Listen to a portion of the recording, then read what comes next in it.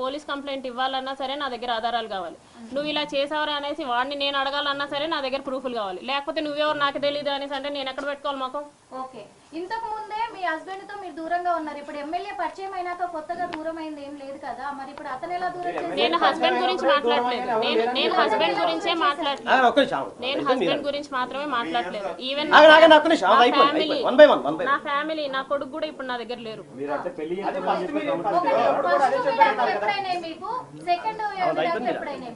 First విడాకులు ఏంటి?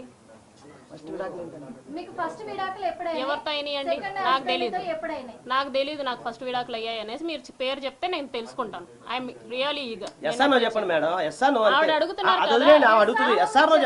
నాకు ఫస్ట్ విడాకులు కాదు, నాకు ఇప్పటిదాకా విడాకులు అవ్వలేదు, మేము తీసుకుంటున్నాం. ఇప్పటి వరకు అవ్వలేదు, లేదు, ఇప్పుడు తీసుకుంటున్నాను. ఇప్పుడు తీసుకునేంత వరకు మీ హస్బెండ్ మీకు కాంటాక్ట్ లోనే ఉన్నారా? లేరండి. కాంటాక్ట్ లో లేనప్పుడు మీ గురించి అవసరం లేదు కదా ఆయన పట్టించుకోవడము. మీకెందుకు కాల్ చేసి మాకు బ్యాడ్ నేమ్ తెచ్చావని చెప్పేసి అంటారు? డివోర్స్ తీసుకోలేదు కాబట్టి అతని ఫర్దర్ అతను ఫర్దర్ గా లీడ్ చేసుకోవాలన్నా సరే అతనికి నాకు డివోర్స్ కావాలి. విభేదాలు వచ్చాయి, అది నా హస్బెండ్ కి నాదే అండి. మీరు శ్రీధర్ గురించి అడగండి, అది పర్సనల్ అండి. మీరు శ్రీధర్ గురించి అడగండి. What I gave case pending ఉంది, డైవర్స్ కేసు కాబట్టి కొద్దిగా శ్రీధర్ గురించి బయటకు వచ్చింది. శ్రీధర్ గురించి అడగండి.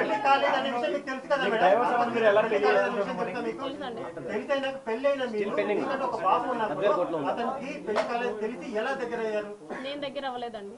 నేను ఇంటెన్షనల్లీ అసలు దగ్గర. నేను చిన్నపిల్లని కాదు, కాకపోతే ఆడపిల్లనే. చెప్పండి, చెప్పండి, మీరు అడగండి. కానీ మీరు మోసపోయారు, అతను మాయ మాటలకు బెదిరించారని చెప్తే మీరు బెదిరితే భయపెడితే భయపడే వాళ్ళైతే కాదు. నేను ఏది నిరూపించాలన్నా సరే ఫస్ట్ ఆఫ్ ఆల్ నా దగ్గర ఒక ఎవిడెన్స్ కావాలి.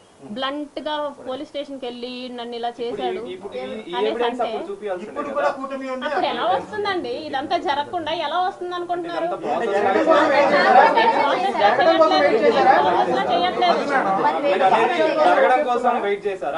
పెళ్లి చేసుకుంటే వినండి, పెళ్లి చేసుకుంటే వెల్ అండ్ గుడ్. అతను చెప్పినప్పుడు పెళ్లి చేసుకుంటే వెల్ అండ్ గుడ్.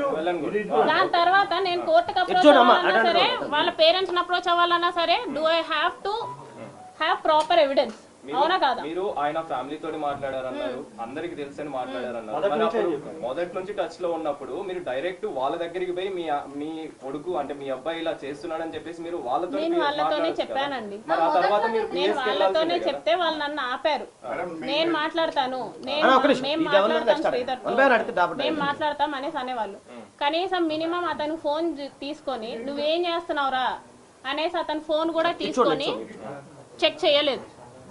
చెక్ చేసి ఉండుంటే ఇంత దాకా వచ్చి ఉండేది కాదు. అవునే ఉన్నా మాట్లాడుతున్నా కదా, అవునే వింటాం ఓపిక చెప్పండి.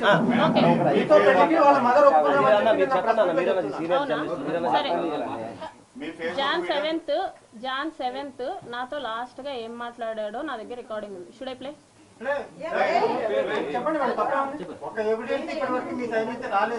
అన్న కోర్టులో కొన్ని సబ్మిట్ చేయాల్సి ఉన్నాయి, అది చెప్తున్నాను. కొన్ని మీరు సబ్మిట్ ఇస్తాం అంటే కొన్ని సబ్మిట్ చేయాల్సి ఉన్నాయి. అందుకే నేను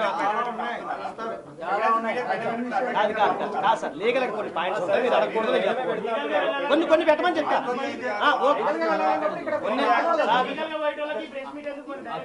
నేను ప్రెస్ మీట్ కాదు సార్, మీకున్న డౌట్స్ క్లియర్ చేయాలి. అది చేపిస్తారు, చేపిస్తారు. అదేదో ఉందంటే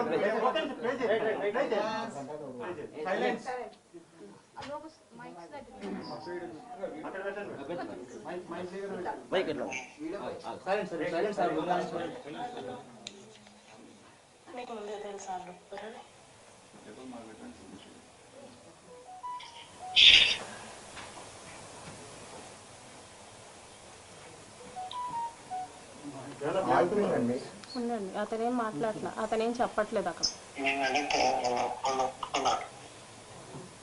ఎప్పుడు అడిగా? అసలు ఆవిడ విషయమే తెలియదు కదా. మన విషయం కాదు, మన ఇద్దరం పెళ్లి చేసుకుంటున్నాం అన్న విషయం.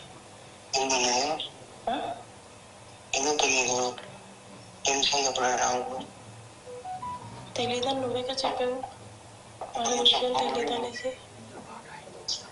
నేను చెప్పిన కూడా నేను కోడల నుంచి ఇంటికి వచ్చిన తర్వాత నేను పెళ్లి చేసుకుంటా అని చెప్పి మేము చెప్పబోయే చెప్తే అదే చెప్పావు. అప్పటి వాళ్ళకి ఇంకా నాకు పెళ్ళి అయింది అది ఇది అనేసి తెలీదు. తెలుసు. ఇప్పుడు ఇదంతా అయిన తర్వాత కూడా మన ఇద్దరం పెళ్లి చేసుకోవాలనుకుంటున్నాం అని చెప్పేసి వాళ్ళకి తెలుసా? తెలుసా? అసలు నువ్వు నేను మాట్లాడుకోవట్లేదనే కదా అనుకుంటున్నారు వాళ్ళు. నువ్వు అదే కదా చెప్తూ వచ్చావు. ఇంకెలా తెలుసు వాళ్ళకి?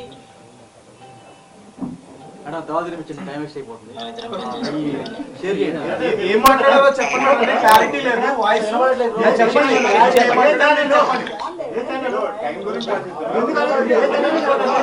ఏ channel reporter bro press meet పెట్టింది. ఒక నిమిషం మీకు పెడతాం సరే, మీకు పెడతాం లేదా మీకు పెడతాం గ్రూప్ లో పెట్టమని పెడతాం పెట్టిస్తా అదే గ్రూప్ లో పంపిస్తా బాగా పంపిస్తే మీరు పంపిస్తాం ఇబ్బంది. మేడం మీ ఫేస్బుక్ వీడియో చూడడం జరిగింది. నేను మీరు మాట్లాడినటువంటి మాటలు ఇవన్నీ ఇప్పుడు చెప్పిన అన్ని కూడా అప్పుడు చెప్పారు. మీరేమన్నారు? హరాస్మెంట్ చేశారు, 5 times ప్రెగ్నెన్సీ తీయించుకున్నాను అన్నారు. ఒక్కటైనా ప్రెగ్నెన్సీ తీయించుకున్నట్టు ఏ హాస్పిటల్ రికార్డ్ అయినా ఉందా madam?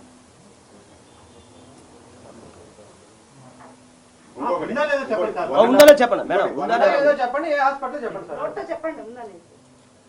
Sanjeevani hospital railway code. ఏ hospital? Sanjeevani hospital railway code. Madam మీరు ఆమె ఇంతకుముందు తిరుపతికి సంబంధించి గైనకాలజిస్ట్ చేసిన వ్యక్తి ఉన్నారు. మేడం అలా చేయడం తప్పు కదా. హాస్పిటల్ వాళ్ళు ఎలా చేశారు మీకు? మేడం అబార్షన్ చేయడం హాస్పిటల్ తప్పు కదా, ఎలా చేశారు మీకు? శ్రీధర్ మాట్లాడాడండి. అంటే ఇప్పుడు హాస్పిటల్ కూడా తప్పే. సంజీవని హాస్పిటల్ మూసేయాలి. స్టార్టింగ్ తిరుపతిలో అన్నారు కదా. శ్రీధరే మాట్లాడింది. తెలిసిన హాస్పిటల్లో సంజీవని హాస్పిటల్ ఎప్పుడు మేడం అది? రెండు మాటలు కాదండి. ఒకటేసారి తిరుపతిలో చేయించుకుంటామా? ఒకటేసారి తిరుపతిలో చేయించుకుంటామా? మేడం మీకు ఫస్ట్ కన్ఫర్మ్ అయిందో అప్పుడు ప్రెగ్నెన్సీ తీపించుకో అని చెప్పేసి నాకు తిరుపతిలో ఉన్నటువంటి గైనకాలజిస్ట్ తెలిసి నా ఫ్రెండే అని చెప్పేసి అన్నారు. ఇప్పుడు మళ్ళీ కోడూరు దగ్గర అబార్షన్ జరిగిందని చెప్పేసి మీరు చెప్తున్నారు. ఫస్ట్ అబార్షన్ కోడూరులో అని చెప్పలేదండి. ఫస్ట్ అబార్షన్ అక్కడ జరిగింది. ఫస్ట్ అబార్షన్ వాళ్ళ ఫ్రెండ్ టాబ్లెట్స్ పంపిస్తే అతను నాకు ఇచ్చాడు. ఓకే, నేను వేసుకున్నాను. ఓకే, క్లియర్ అయిపోయింది. సెకండ్ థర్డ్ నాకు సంజీవని హాస్పిటల్స్ లో జరిగింది. 5 హాస్పిటల్లో కాదండి. అంటే ఎందుకని మళ్ళీ అక్కడే ఎందుకు వాళ్ళ ఫ్రెండ్ ఎందుకని మళ్ళీ తీసుకురాలేదు? ఇక్కడ ఎందుకని ప్లాన్ చేశారు? అది మీరు శ్రీధర్ని అడగాలండి, నన్ను కాదు.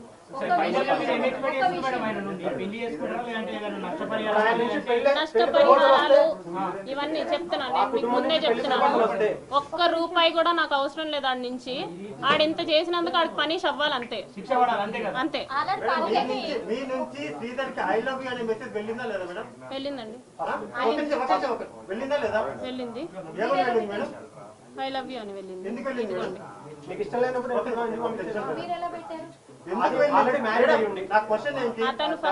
అతను ఫస్ట్ చెప్పాడు కాబట్టి నేను చెప్పాను. అతను ఫస్ట్ ఇష్టం లేకుండా మ్యారేజ్ అనేసి ఒప్పుకొని అబార్షన్ ఎలా చేయించుకుంటాను? నేను 2 మాటలు మాట్లాడటం లేదండి.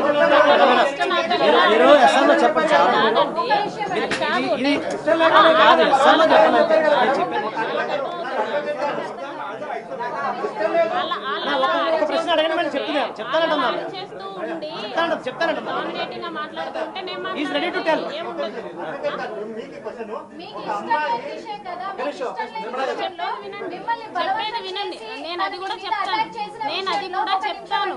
ఒక నిమిషం, మీకు ఇష్టం లేదన్నారు.